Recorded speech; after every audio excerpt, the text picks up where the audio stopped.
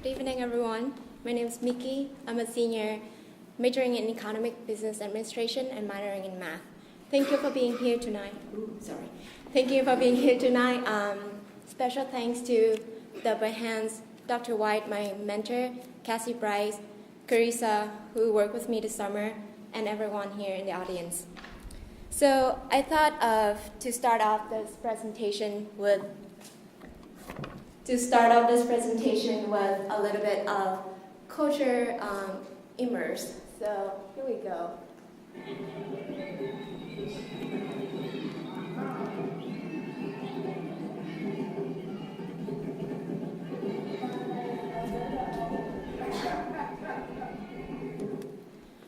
That was a little of performance at one of the opening for the water project that we were part of this summer.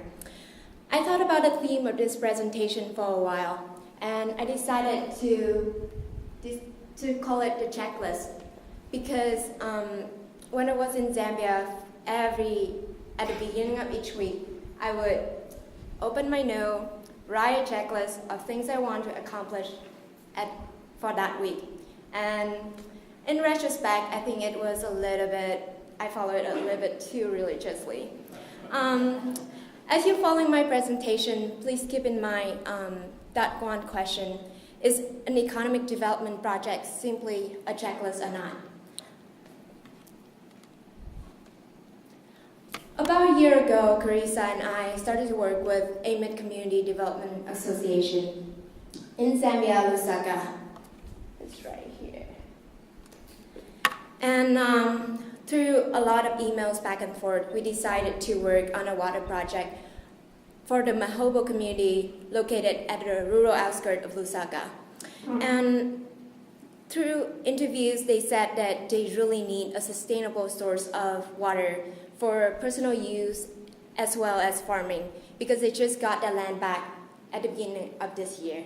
So they need to build homes, they need to start a market, school, everything. The organization and the community consensually approved of solar power approach. Our goal was to fundraise $10,000 for 2 solar pumps.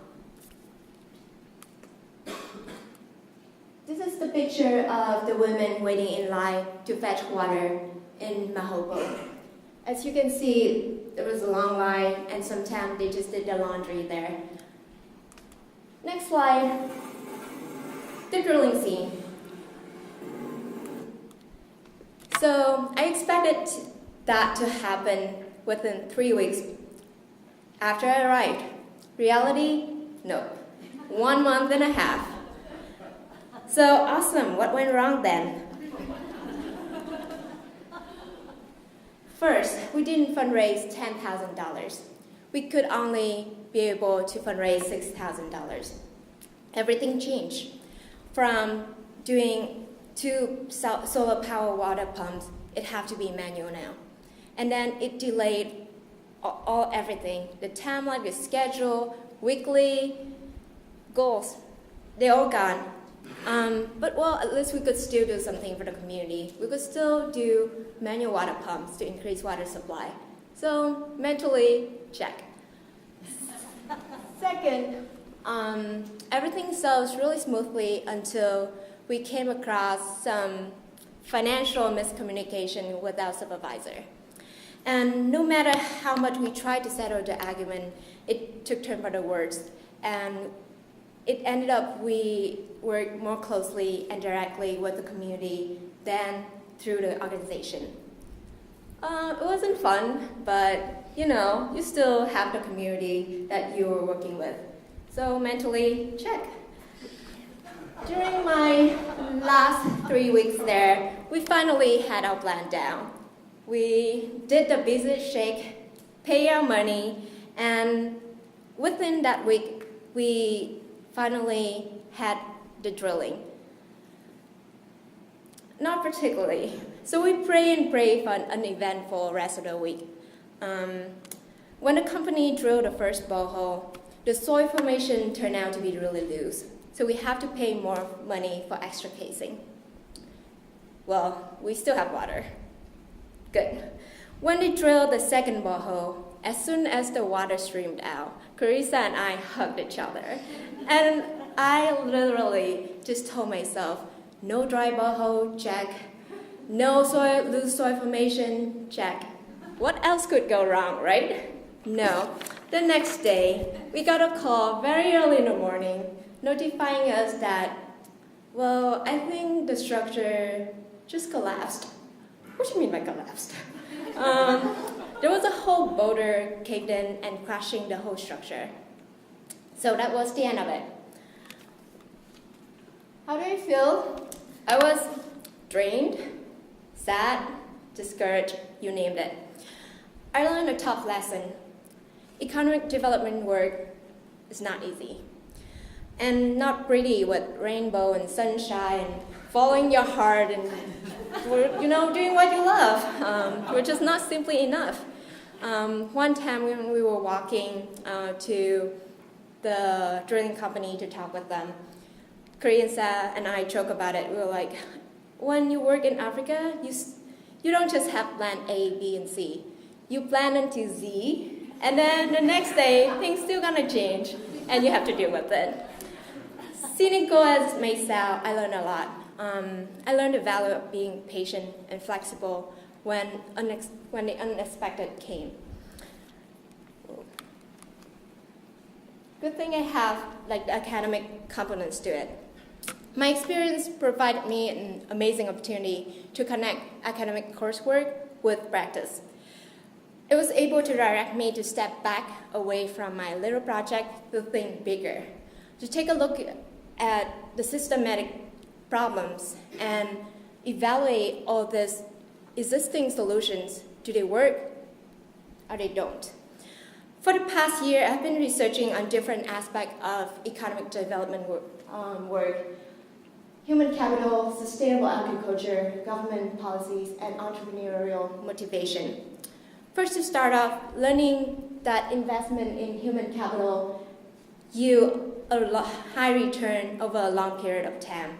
So when we were in Mahobo, we hosted different educational workshops on financial management and transparency, accountability, especially with the maintenance team.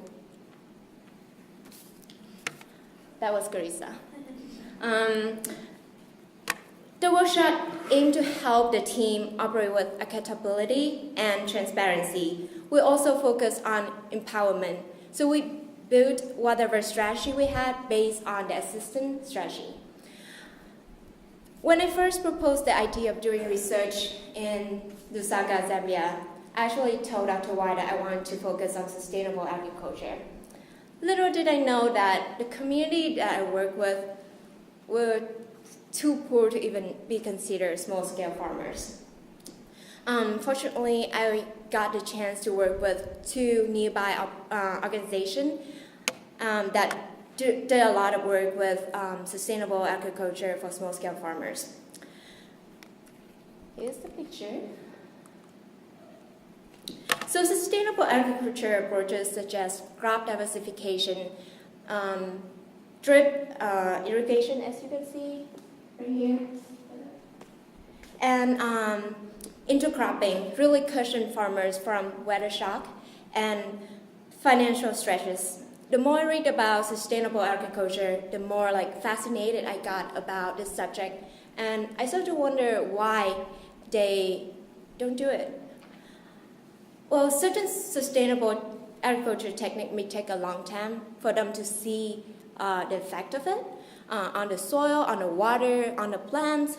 In addition, they can be deterred from the practice just due to assumption that each farmer has to take a lot of time and effort for the good of everyone. So you really save the soil for your next generation, for your neighbor farmer. Do you really want to do that? This is where the government comes in.